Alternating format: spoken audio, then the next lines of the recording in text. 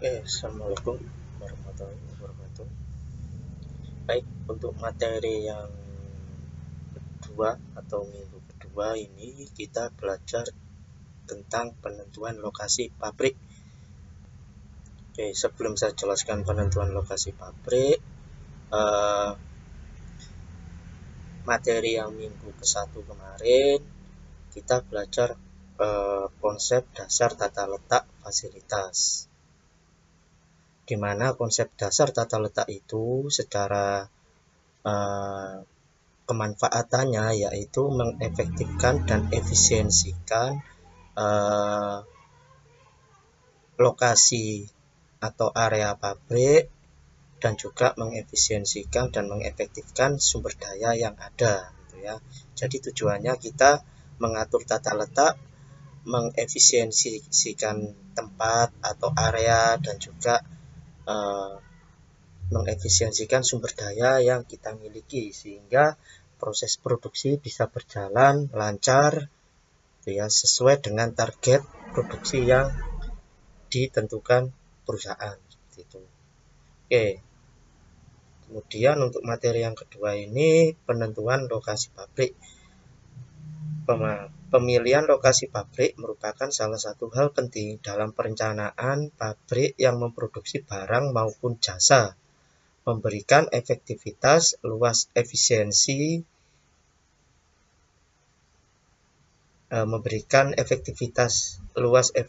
sumber daya ya.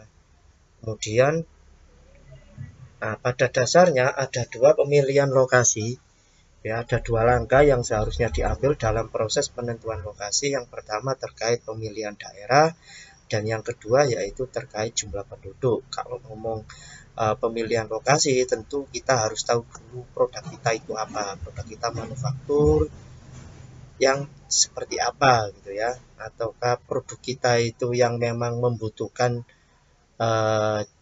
jumlah penduduk yang banyak sekitar pabrik atau yang jumlah penduduknya sedikit. Nah, itu tergantung produk yang kita butuhkan.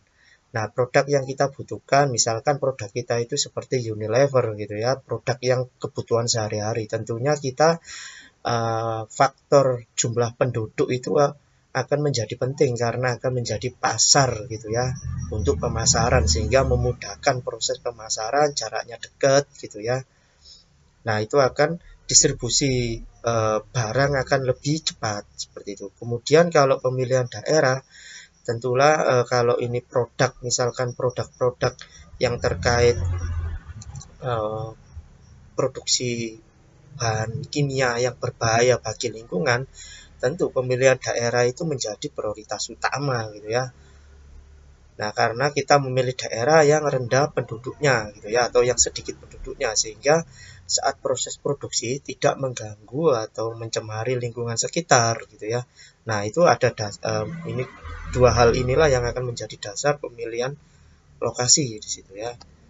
Kemudian ada kondisi umum yang mempengaruhi keputusan. Ada lokasi di kota besar seperti tenaga terampil, jumlah yang besar, kemudian fasilitas umum, listrik, gas, air, kontak dengan supplier dekat dan cepat, sarana transportasi dan komunikasi mudah didapatkan. Ini kalau kita memilih di kota besar gitu ya. Kemudian kalau memilih lokasi di pinggiran kota biasanya untuk perusahaan yang membutuhkan semi skill yang banyak gitu ya, dan juga biasanya perusahaan tersebut lebih tertarik pajak yang enggak terlalu tinggi gitu ya, dan juga tenaga kerjanya dekat dengan pabrik. Mereka butuh itu karena mungkin saja pabriknya tersebut tidak ready atau tidak tersedia mes gitu ya, atau tempat tinggal untuk karyawannya, sehingga dengan dekat sama area pabrik kita nggak perlu memberikan mes gitu ya.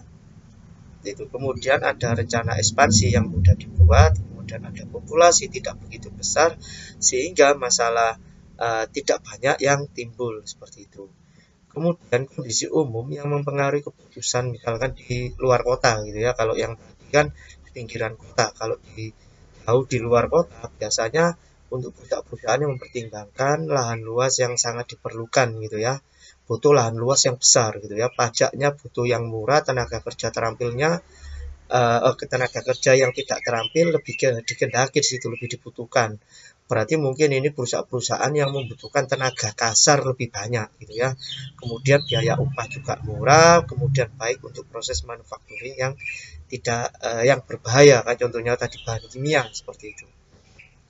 Nah, kemudian dalam persoalan penentuan lokasi di sini yang pertama ada faktor perluasan pabrik. Biasanya pabrik kalau melakukan perluasan, area tersebut tidak mencukupi atau tidak ada lahan kosong, apalagi sekitarnya itu pemukiman umum, tentu pabrik dalam mengembangkan bisnisnya atau mengembangkan pabriknya gitu, tentu dia melakukan suatu atau membuka pabrik atau cabang di daerah yang lain gitu ya. Nah, ini ekspansi itu biasa disebabkan karena fasilitas produksi yang dirasa jauh ketinggalan, kemudian kebutuhan pasar dan demand tumbuh dan berkembang di luar jangkauan kapasitas produksi yang ada, kemudian servis yang tidak mencukupi dan memuaskan konsumen seperti itu. Nah, inilah yang menjadi pertimbangan gitu ya, perusahaan mengembangkan perluasan pabrik gitu. Nah, jadi ketiga hal inilah yang akan menjadi suatu pertimbangan seperti itu. Kemudian persoalan yang kedua yaitu terkait sentralisasi pabrik. Nah, proses di mana pabrik membagi-bagi lokasi pada beberapa tempat dengan fungsi dan tanggung jawab yang sama. Dalam hal ini khususnya industri-industri yang besar dan kuat. Biasanya industri besar dan kuat itu dia melakukan desentralisasi pabrik, gitu ya, membagi-bagi. Misalkan seperti perusahaan besar ya, kayak pabrik rokok Kuda Garam. Di situ dia ada anak perusahaan pembuat kertas namanya PT Surya Pamenang gitu ya, itu anak perusahaannya. Kemudian ada lagi PT Surya Madistrindo di bagian pemasarannya gitu ya. Dulu mungkin masuk subdivisinya Gudang Garam, tapi sekarang sudah berbadan hukum sendiri subdivisinya tadi, sehingga untuk pabrik yang membuat kertas tadi gitu ya, tidak hanya menyuplai Gudang Garam tadi, dia juga bisa menjual produknya dia ke pabrik-pabrik rokok yang lain gitu ya. Nah, itu menjadi sangat menguntungkan bagi perusahaan Gudang Garam gitu ya. Jadi dia selain produksi rokok gitu ya, bahan bakunya dia dapat dari anak perusahaan sendiri, selain itu anak perusahaannya juga bisa jualan sendiri gitu kan. Seperti itu. Kemudian persoalan berikutnya yaitu ada faktor ekonomis. Faktor ekonomi itu ada beberapa yang menjadi pertimbangan. Yang pertama yaitu ada pasar, ada tenaga kerja, bahan baku, dan juga transportasi. Kalau kita ngomong faktor ekonomi, tentu pasar itu menjadi pertimbangan ya. Apakah produk kita itu produk kebutuhan sehari-hari sehingga membutuhkan area yang dekat dengan pasar. Kemudian apakah perusahaan kita itu butuh tenaga kerja yang upahnya yang rendah atau tenaga kerja terampil atau tidak terampil, itu akan menjadi pertimbangan perusahaan. Kemudian ada bahan baku.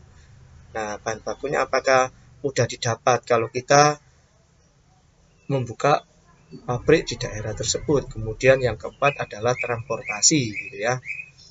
Nah, kemudian ada persoalan penentuan lokasi, biasanya ada yang berikutnya ya, persoalan ini terkait faktor peran pemerintah dan masyarakat. Biasanya kalau kita ngomong peran pemerintah dan masyarakat, di sini ada fasilitas energi, listrik, dan air. Kemudian yang kedua ada infrastruktur jalan, ada peraturan pemerintah, dan tingkat pajak, ya. Dan juga yang kelima keamanan, gitu ya. Tentu yang 1 sampai 5 ini akan menjadi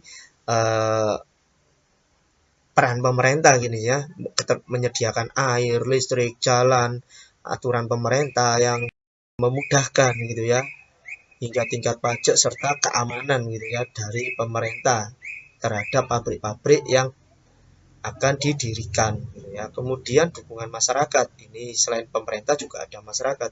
Kalau masyarakatnya mendukung ada pabrik di situ, tentu akan terwujud pabrik di daerah situ. Tapi kalau masyarakatnya tidak mendukung gitu ya, tentu akan menjadi permasalahan gitu ya, karena ada retensi terhadap masyarakat gitu ya.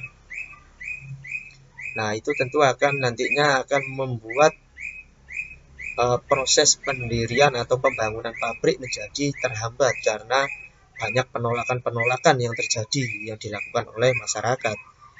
Kemudian dalam penentuan lokasi gitu ya, ada beberapa alternatif gitu ya. Kita bisa menggunakan alternatif metode ya, metode penentuan alternatif lokasi itu ada dua macam gitu ya, metode kualitatif dan juga metode kuantitatif, di mana untuk kualitatif ini menggunakan ranking prosedur dan bersifat subjektif. Kalau metode kuantitatif bersifat objektif, yaitu metode analisis pusat gravitasi dan juga metode analisa transportasi menggunakan metode heuristik, Northwest Corner hingga Vogel approximation method gitu ya. Nah, kalau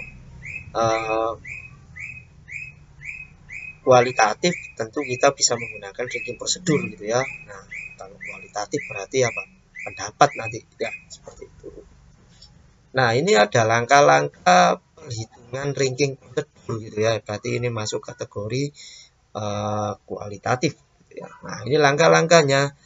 Kita menentukan dulu pemilihan lokasi pabrik itu faktornya apa saja. Misalkan kita dirikan pabrik itu faktornya ada pasar, tenaga kerja, bahan baku, transportasi, fasilitas, energi, listrik, dan air, infrastruktur jalan, peraturan pemerintah, tingkat pajak, keamanan, hingga dukungan masyarakat. Misalkan ini total ada 10 faktor gitu yang kita menentukannya ya. Nah, penentuan ini bagaimana caranya?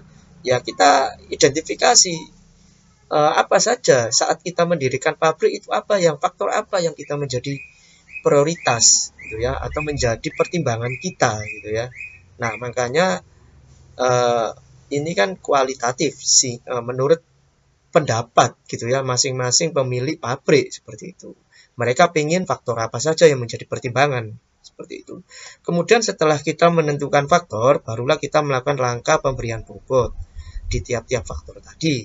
Misalnya seperti ini, pasar 10%, tenaga kerja 5%, ini 5%, ini 7%. Pokoknya kalau di total X1 sampai X10 ini di total harus ada 100%.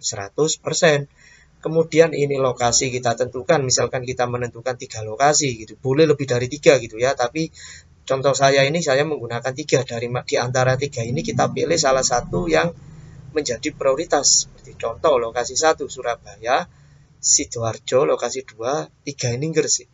Nah, ini kita lihat skornya 0 sampai 10, kita isi skor. Misalkan pasar, kalau Surabaya ini secara pasar lebih besar daripada Sidoarjo gitu ya, tentu nilai skornya kita harus beli skor penilaian yang besar gitu ya, misalkan 9. Kemudian yang nomor 2 ini tadi lokasinya di Sidoarjo. Sidoarjo di bawahnya Surabaya ya, bisa kita beri skor 8 misalkan atau 7 gitu ya. Nanti kemudian ini yang Gresiknya di bawahnya Sidoarjo, Gresik misalkan, kita beri skor 5 misalkan. Nah, begitu juga tenaga kerja berapa skornya, kita tentukan semua skor-skornya sampai dukungan masyarakat gitu ya, kita identifikasi. Setelah itu kita dapatkan skor. Nah, nilai bobot tadi, misalkan tadi bobotnya 10% untuk pasar, ini lokasinya 0,9, sehingga 10% kalikan 10% dikalikan 9, hasilnya 9.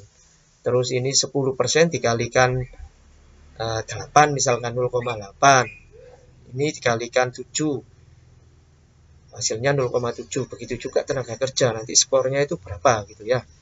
Nah, setelah kita tahu skornya berapa, nanti bobot kali skor berapa, bobot kali skor semuanya ya, dikalikan bobot kali skor. Nanti setelah hasilnya tahu bobot kali skor, nanti ditotal semuanya nilai hasil perkalian tadi ya. Total hasilnya berapa, ini berapa, ini berapa. Nanti kalau sudah ketahuan totalnya berapa, nanti total yang terbesar itulah yang kita menjadi prioritas. Misal terbesar ini 9, misalkan ini 8, sekian, ini 7, berarti nilai terbesar kan totalnya lokasi 1 Surabaya, sehingga Surabaya ini menjadi prioritas kita untuk mendirikan suatu pabrik seperti itu ya. Oke, jadi itu materi kita untuk hari ini gitu ya. Kemudian saya buatkan tugas di sini kita tugas kalian buatlah studi kasus penentuan ini ya, penentuan lokasi seperti contoh yang sudah saya jelaskan menggunakan metode ranking prosedur ini, kalian seperti ini. Terus kemudian jawabannya kalian kirimkan ke email ini ya, email saya. Jadi seperti itu ya, kalian kerjakan tugasnya. Bebas ya, setiap orang menentukan lokasinya bebas gitu ya. Terserah, nggak harus Surabaya, Gresik, Sidoarjo, misalkan Kota Lamongan, terus kemudian Tuban, dan juga Gresik misalkan gitu, terserah, bebas gitu ya. Penentuan skornya juga kalian isi berdasarkan hasil, mungkin kalian melakukan kuesioner atau kunjungan melakukan wawancara dengan beberapa orang gitu ya. Nah, itu bisa kalian isikan di sini gitu. Nah, ini untuk bobot ininya kalian tentukan secara relatif saja gitu ya, sesuai pendapat gitu ya, karena ini kan, nah menurut, ibaratnya kalian itu menjadi pemilik perusahaan. Kalau kalian pemilik perusahaan pasar ini, kalian beri bobot berapa. Nah, seperti itu ya. Oke, jadi itu tugasnya, nanti kalian kirim ke email saya. Oke, mungkin itu untuk, oke, mungkin ini materi perkuliahan kita ini saya akhiri. Sampai ketemu minggu depan. Saya ucapkan wassalamualaikum warahmatullahi wabarakatuh.